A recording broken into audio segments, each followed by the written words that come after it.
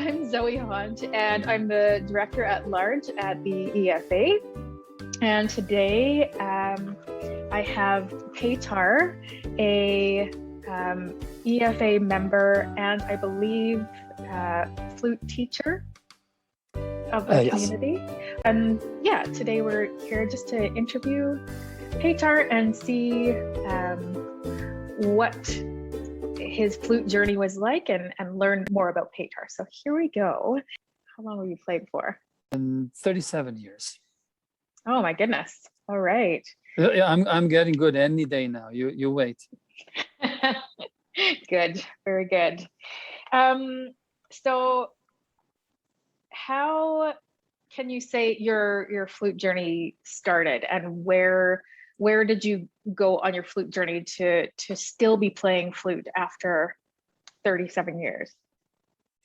Well, I started when I was 10, in former Yugoslavia. I was born in Belgrade, and I wasn't very good. I didn't practice, and I remember I flunked the second grade. Like I was 12-year-old, and I didn't do very well. Okay. And there were two studios in that music school. We get complimentary music education where I am from. You just have to you pass a year test or whatever. And there was another flute class in the same school, and that teacher had all the national prize winners and international, and he had and he would usually pick the best students from the other class to which I belong. But that year he picked the only student who flunked, which was me. I so did not practice that that I couldn't pass the second grade of flute, which is ridiculous. Come to think of it, I should have taken the cue then.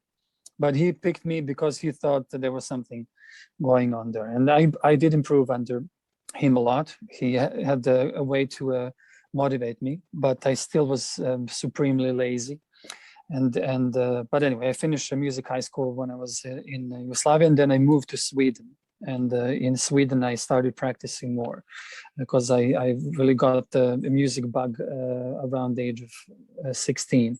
And I moved there when I was just 18, or just turned 18. And I worked with the principal flute player of a Norrköping Symphony. It's one of the largest full-time symphony orchestras in Sweden. I stayed there for a year and a half, and then I ended up moving to Brandon, Manitoba in Canada. And had the teacher there for 4 years of my undergrad. Robert Ford was his name. That's when I developed my interest in conducting and was kind of somewhat committed to flute playing. I mean, I was doing that degree, but my passion lay in conducting, orchestral conducting, increasingly so. And so I ended up with Susan Hepner at U of T. And the next year I transferred to conducting and studied orchestral conducting at U of T. So I really started practicing flute seriously in my 30s. And then I realized that I had a little bit of catching up to do, and it's an ongoing project. Awesome. Well, that's quite the story. Oh my gosh.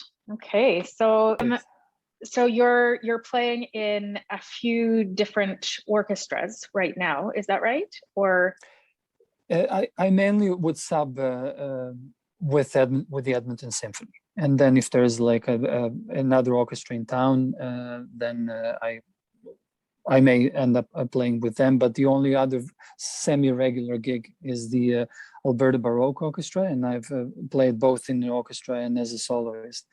Even with Liz Cuck, whom you also have interviewed, we played the Vivaldi Concerto together and some other pieces as well for two flutes and orchestra.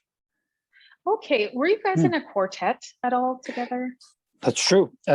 We were in a quartet with the Liz and Shelley.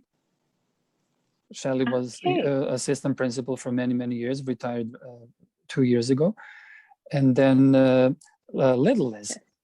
who is also sub with the ESO first call sub. She's amazing. So the four of us have been in the flute quartet for about 3 years. Oh, that's cool. And who founded that? We all did, yeah. Yeah. Okay. Someone had an idea to form a quartet because we thought we played together in professional instances so often that it would be nice to see if we could play on our own and explore some of the fairly rich flute quartet repertoire. And so Cool. it kind of started there, and we got together a few times, talked about repertoire, read through a bunch of stuff, and we all play multiple flutes on these programs. So it's turned to be a very rewarding experience, and I just love playing with my colleagues. How many types of flutes do you have? My own, I have two. So soprano flute and the piccolo flute. But at my household, there is also an alto flute, and occasionally there's a bass flute and a recorder as well as the haute-terre Baroque flute. So I have a friend who owns a bunch of flutes, and he's not playing very much these days, so they all end up in my household. So I play a fair bit of flutes. Awesome. So in the quartet, you would incorporate all the different kinds of flutes in the concerts. Is that right? Yeah, personally, I played 3 flutes in most of our concerts, regular flute, alto, and bass.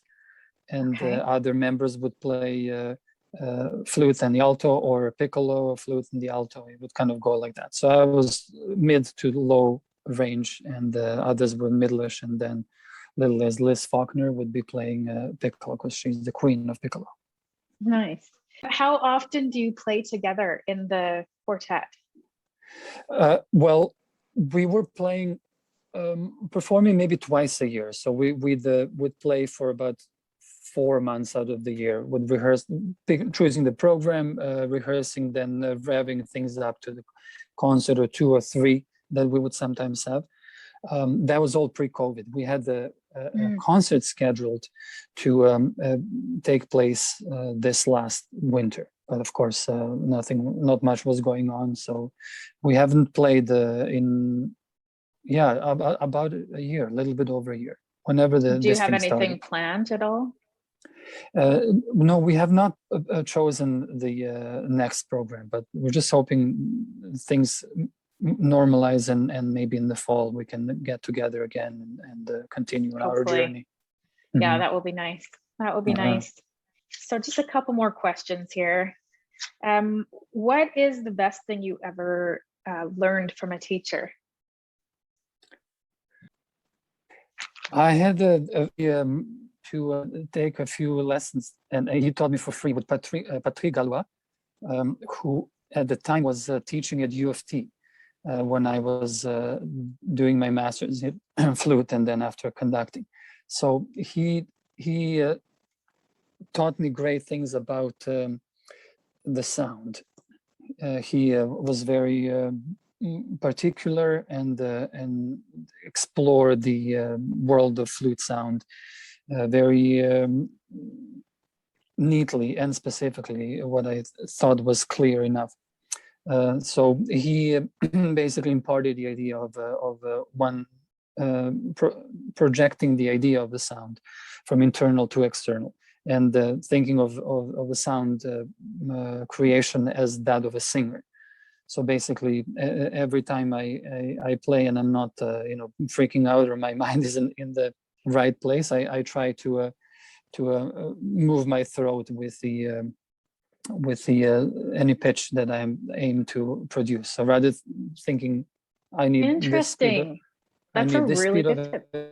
There and this. Right, you're actually thinking of the physical note as a singer. What I need to project in. Yeah. Mm-hmm. That's and really then it good. Magically happens. Yeah. Mm-hmm. And it's a full, rich tone that comes out then.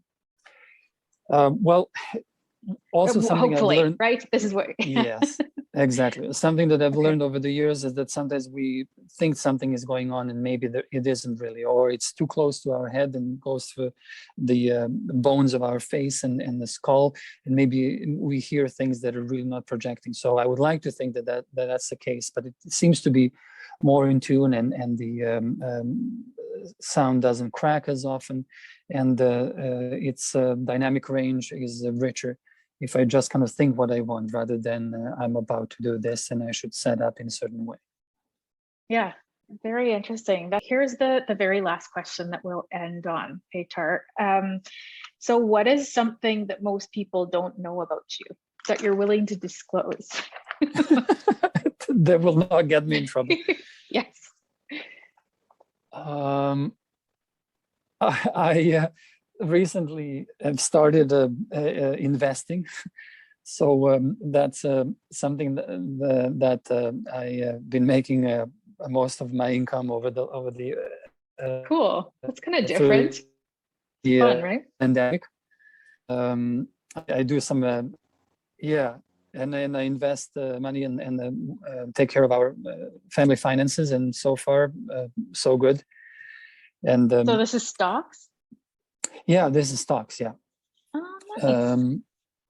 Yeah, and it's really boring what I do, so I will definitely not go into detail, but I found it a little bit therapeutic doing something that's completely opposite of not opposite, but very divorced from the process of music making and practicing and improving on one's chosen instrument. And it actually gives me an outlet that